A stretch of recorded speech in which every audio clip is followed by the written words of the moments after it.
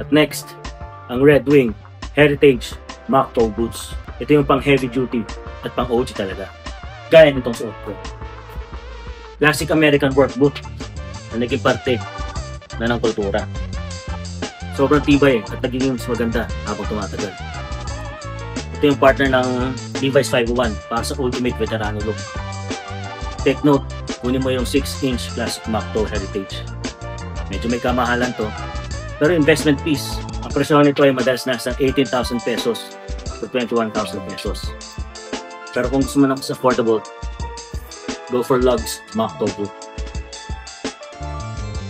Ito, Lugs at Esteban Oriol limited collaboration. Esteban Oriol, legend yan sa kultura. Presyo ng Lugs, 3,000 pesos to 5,000 pesos.